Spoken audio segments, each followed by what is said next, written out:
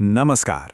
आइए आज एक ऐसे समय की कल्पना करते हैं जब ना तो कोई कागज था, ना कलम और ना ही लिखने की कोई लिपि।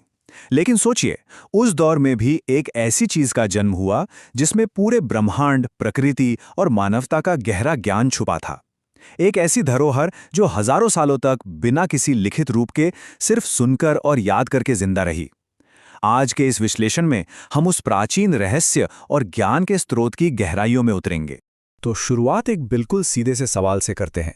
क्या आप जानते हैं दुनिया की सबसे पुरानी किताब कौन सी है? जब भी हम किताब शब्द सुनते हैं तो दिमाग में कागज, स्याही या शायद पत्थरों पर उकेरी गई कोई लिपि आती है। लेकिन यहाँ कहानी बिल्कुल अलग है। दुनिया की सबसे पुरानी किताब शुरू में लिखी ही नहीं गई थी। ये थी ऋग्वेदा, एक ऐसा ज्ञान जिसे हवाओं में, ध्वनियों में और प्राचीन ऋषियों की स्मृति में संजोया गया था। कमाल की बात है ना? आज की हमारी ये चर्चा मुख्य रूप से इन 5 बिंदुओं पर आधारित होगी। पहला, इसकी शुरुआत और श्रुति परंपरा। दूसरा, इसका विशाल आकार। तीसरा, प्रकृति पूजा और देवता। चौथा, कर्मकांड और दार्शनिक विचार। और आखिर में इस पूरे सफर का एक संक्षेप। चलिए पहले खंड से शुरुआत करते हैं, उत्पत्ति और मौखिक परंपरा। थोड़ा पीछे चलते हैं और प्राचीन भारतीय उपमहाद्वीप को महसूस करते हैं। नदियों के किनारे, घने जंगल और वहां ध्यान में बैठे प्राचीन ऋषि। इन्हीं ऋषियों ने सृष्टि के रहस्यों को समझा, महसूस किया और उन्हें मंत्रों का रूप दिया। ये वही वक्त था जब ऋग्वेद की नींव रखी जा रही थी। अगर इसके समय का अंदाजा लगाना हो तो लगभग 1900 ईसा पूर्व में प्रारंभिक वैदिक काल की शुरुआत हुई। लेकिन ऋग्वेद के जो मुख्य मंत्र हैं, उनकी रचना वैदिक संस्कृत में मुख्यतः 1500 ईसा पूर्व से लेकर 1000 ईसा पूर्व के बीच हुई। ये ज्ञान इतना प्राचीन है कि इसकी अहमियत को मानते हुए साल 2003 में यूनेस्को ने भी इसे एक उत्कृष्ट धरोहर घोषित किया। अब यहाँ सबसे हैरान करने वाली बात ये आती है कि ये ज्ञान बिना लिखे सदियों तक बचा कैसे रहा।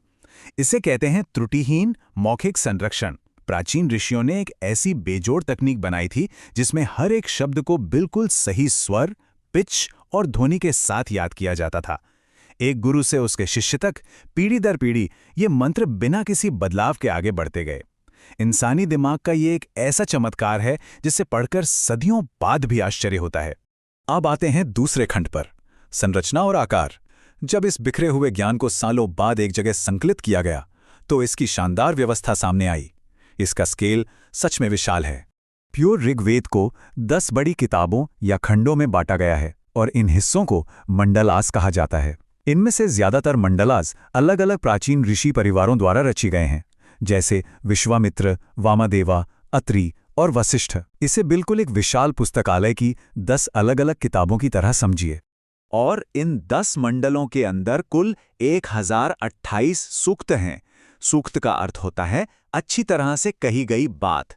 ये सूक्तस असल में ऐसी प्रार्थनाएं या स्तुतियां हैं जो अलग अलग प्राकृतिक शक्तियों और दार्शनिक विचारों को समर्पित हैं। हर एक सूक्त समझिए ज्ञान का एक अनमोल मोती है। थोड़ा और गहराइयों में जाएं तो एक बहुत बड़ा आंकड़ा सामने आता है, 10,552। ये ऋग्वेदा में मौजूद मंत्रों यानी श्लोकों की कुल संख्या है। इस आंकड़े से हम इस टेक्स्ट की विशालता का अंदाजा लगा सकते हैं। 10,000 से ज्यादा श्लोका, और वो भी हजारों सालों तक सिर्फ जुबानी याद रखे गए। सोचकर ही रोंगटे खड़े हो जाते हैं। तो चलिए तीसरे खंड में प्रवेश करते हैं, देवता और प्रकृति पूजा। आखिर इन मंत्रों में लिखा क्या है? इनमें कुदरत के प्रति एक गहरा आदर झलकता है। प्राचीन लोगों ने कुदरत की ताकतों को समझा और उन्हें देवताओं का रूप दिया। जरूरी बात यह है कि उस वक्त मूर्ति पूजा या मंदिर जैसी चीजें नहीं होती थीं। कुदरत ही उनके लिए सब कुछ थी। जैसे इंद्र तूफान और बारिश के देवता हैं, अग्नि आग के देवता, वरुणा को नैतिक कानून का रक्षक माना गया, सोमा एक पवित्र रस और देवता दोनों हैं जो प्रेरणा देते हैं, और सूर्य जो रोशनी देते हैं। इन लोगों ने कुदरत की हर अहम शक्ति का मानवीकरण किया और उसके प्रति अपना आभार जताया। इन सभी देवताओं में से एक की बात करनी बहुत जरूरी है, और वो है अग्नि। क्या आप जानते हैं, ऋग्वेद का सबसे पहला शब्द ही अग्नि है। अग्नि सिर्फ एक भौतिक तत्व या फिजिकल फायर नहीं था, बल्कि एक संदेशवाहक था, एक बिचौलिया।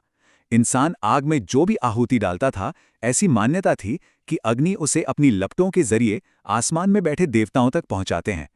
ये पवित्र आग उनके रोजमर्रा के वैदिक जीवन की धड़कन थी। अब यहाँ एक बड़ा दिलचस्प सवाल आता है, ऋग्वेद में सबसे ज्यादा किस देवता का वर्णन है? जवाब है इंद्र। इंद्र, जो गरज और बिजली के शक्तिशाली देवता हैं, उन्हें एक योद्धा देवता माना गया है। ऋग्वेद का लगभग 1/4 हिस्सा, यानी सबसे ज्यादा सूक्त अकेले इंद्र को समर्पित हैं। उन्हें शक्ति और बहादुरी का सबसे बड़ा प्रतीक माना गया। आइए अब चौथे खंड की तरफ चलते हैं, कर्मकांड और दर्शन। यहां आकर ऋग्वेद का बौद्धिक स्तर थोड़ा और गहरा हो जाता है। सिर्फ पूजा पाठ ही नहीं, प्राचीन समाज को चलाने वाले नियम और गहरी दार्शनिक बातें यहां से निकलकर आती हैं। यहां एक बहुत ही विशिष्ट शब्द को समझना जरूरी है, ऋत। ऋत दरअसल वो मूल नियम है, वो ब्रह्मांडीय व्यवस्था है जो इस पूरी सृष्टि को चलाता है। सूरज का अपने ठीक समय पर निकलना, ऋतुओं का बदलना और यहां तक कि इंसानों का सही और नैतिक बर्ताव करना, ये सब ऋत के अंतर्गत आता है। ये ऋत ही था जिसका विचार आगे चलकर आने वाली सदियों में धर्म और कर्मा के रूप में विकसित हुआ। एक तरह से ये ब्रह्मांड में संतुलन बनाए रखने का नाम है। लेकिन इस ब्रह्मांडीय संतुलन यानी ऋता को बनाए कैसे रखा जाए, इसका जवाब था यज्ञ। यज्ञ उनके लिए सिर्फ एक औपचारिकता नहीं, बल्कि एक परम कर्तव्य था। उनका मानना था कि पवित्र आग में आहुति देकर और मंत्रों का बिल्कुल सही उच्चारण करके वो ब्रह्मांड को सुचारू रूप से चलने में अपनी भागीदारी दे रहे हैं। इस अहम काम के लिए होत्री जैसे निपुण पुरोहित होते थे, जो बिना किसी गलती के इन अनुष्ठानों को पूरा करते थे। अगर हम इस टेक्स्ट को ध्यान से देखें तो इसमें एक विकास दिखता है। शुरुआती मंडलाज मुख्यतः देवताओं की स्तुति और प्राकृतिक नियम बनाए रखने पर केंद्रित हैं, लेकिन 10वें मंडला तक आते आते एक बड़ा दार्शनिक बदलाव दिखाई देता है। उसमें नसादिया सूक्त जैसे मंत्र आते हैं जो काफी एडवांस सवाल उठाते हैं, जैसे ये सृष्टि शुरू कहाँ से हुई, क्या इसे किसी ने बनाया भी है या नहीं। ये उनकी सोच की गहराई और उसके विकास को दर्शाता है। आइए अब इस विश्लेषण के आखिरी हिस्से की तरफ बढ़ते हैं, सारांश और अभ्यास। अब वक्त है इन सभी कड़ियों को जोड़ने का और ऋग्वेदा की महान विरासत को ठीक से समझने का। आखिर ऋग्वेद की मुख्य विरासत क्या है? पहला, ये प्राचीन भारतीय इतिहास और शुरुआती समाज को समझने का हमारा सबसे बड़ा स्रोत है। दूसरा, ये आगे आने वाली पूरी हिंदू दार्शनिक परंपरा की नींव बना। तीसरा, उपनिषद और पुराण जैसे बाद के महान ग्रंथ सीधे तौर पर इसी से प्रेरित थे। और चौथा, इसके नैतिक और आध्यात्मिक विचार आज भी हमारे समाज को प्रभावित करते हैं। ये किसी एक संप्रदाय की बात नहीं है, ये पूरी मानवता के बौद्धिक इतिहास का एक अहम हिस्सा है। तो चलिए तेजी से एक पुनरावृत्ति करते हैं। पहले हमने देखा कि ऋग्वेद कैसे मौखिक रूप से सुरक्षित किया गया। फिर हमने इसकी संरचना देखी, जिसमें 10 मंडलाज और हजारों सूक्ताज हैं। तीसरा, हमने देखा प्रकृति की ताकतों को इंद्र और अग्नि जैसे देवताओं के रूप में पूजना। चौथा, ब्रह्मांड को संतुलित रखने वाले नियम जैसे ऋता और यज्ञ। और अंत में इसकी गहरी दार्शनिक बातें जो सृष्टि के निर्माण तक पर सवाल उठाती हैं। चलिए अब आपके ज्ञान का थोड़ा परीक्षण करते हैं। ये रहा पहला अभ्यास प्रश्न। ऋग्वेदा की 10 मुख्य किताबों या खंडों को क्या कहा जाता है? सोचिए।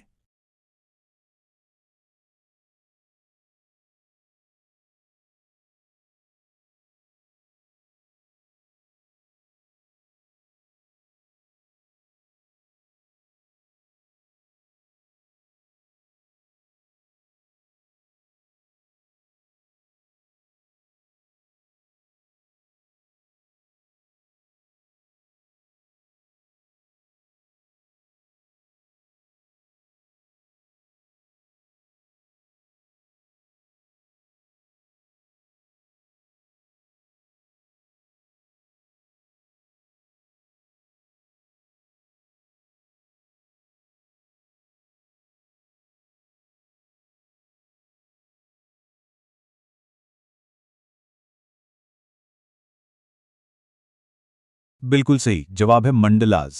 ये संरचना ही इस विशाल ज्ञान को क्रमबद्ध समझने में मदद करती है। दूसरा सवाल, वो कौन सा प्राचीन शब्द है जो ब्रह्मांड के नैतिक नियम और व्यवस्था को दर्शाता है? याद कीजिए, वही शब्द जिससे आगे चलकर धर्म और कर्मा जैसे विचार निकले थे। हाँ, वो शब्द है ऋता। और अब इस पूरे सफर के आखिरी और शायद सबसे जरूरी सवाल पर आते हैं। आज के टाइम में इसका क्या इंपॉर्टेंस है? देखिए, आज जब पूरी दुनिया जलवायु परिवर्तन और पर्यावरण के असंतुलन से जूझ रही है, तो वही प्राचीन ऋता का विचार हमें याद दिलाता है कि प्रकृति का सम्मान करना और एक संतुलन बनाए रखना कितना जरूरी है। ये सिर्फ बीते हुए कल का इतिहास नहीं है, बल्कि एक बेहतर और सार्थक जीवन जीने के लिए आज भी अपनाने लायक ज्ञान है। हमारे इस ज्ञानवर्धक सफर का हिस्सा बनने के लिए बहुत बहुत धन्यवाद।